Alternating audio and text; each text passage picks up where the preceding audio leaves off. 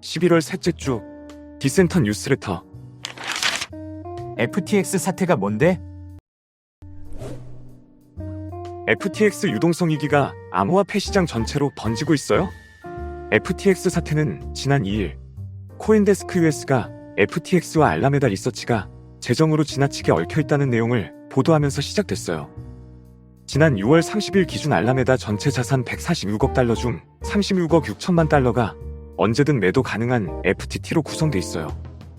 FTT 담보도 3위로 나타났는데요. 사람들은 이를 보고 플라이힐 스킴 의혹을 제기했어요. 발행한 토큰을 고객 자산으로 구매하고 토큰 가격이 오르면 이를 대차대조표에 반영해요. 대단한 성공을 이룬 것처럼 뽐내고 기관 투자가를 모집해 주가의 적정 가치보다 훨씬 비싼 가격으로 투자를 유치하는 방법이에요. 그러나 이 구조는 토큰 가격이 떨어지면 걷잡을 수 없을 정도로 취약하답니다.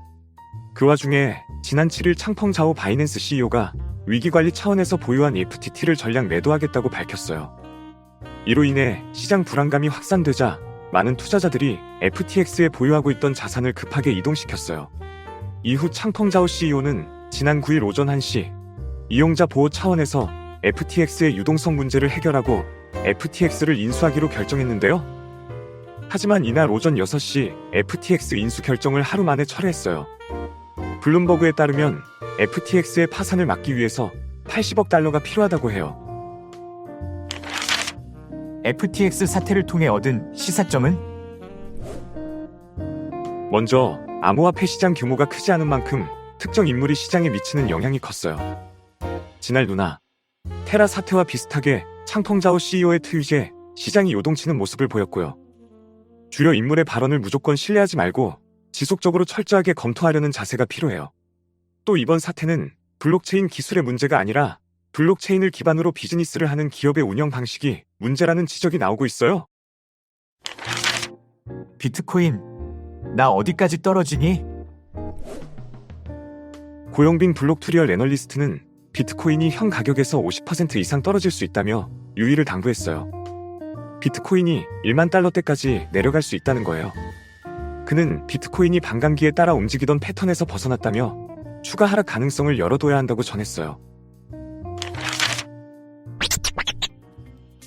이번 주 디센터 뉴스픽.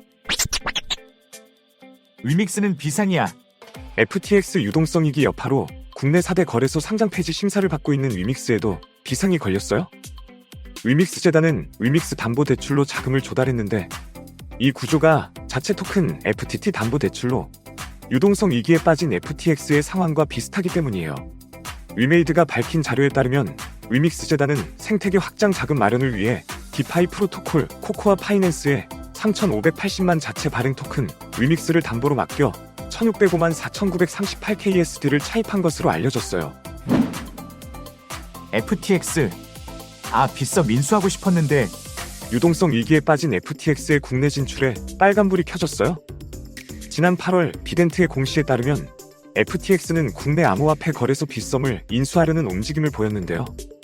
이번 사태로 FTX가 추진하던 빗썸 인수는 사실상 무산됐다는 분석이 제기되고 있어요. 비덴트 관계자는 빗썸 인수와 관련한 구체적인 내용을 확인해달라는 공문을 보냈고 회신을 받았지만 구체적인 내용은 24일 제공 시로 밝히겠다고 해요. 가상자산도 명확한 기준이 필요해. 정부가 암호화폐와 대체불가 토큰 등 가상자산 이용자 보호 방안과 시장 안정화를 위한 법안 개정을 통해 가상자산에 대한 정부 입장과 국내 입법 방향을 정할 계획이에요.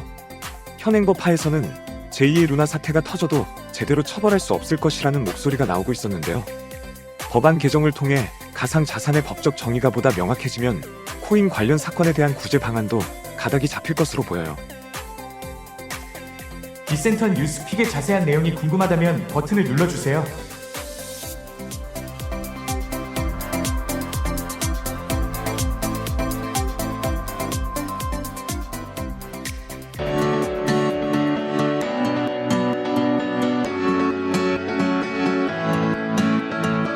이번 주 디센터 뉴스레터 잘 들으셨나요?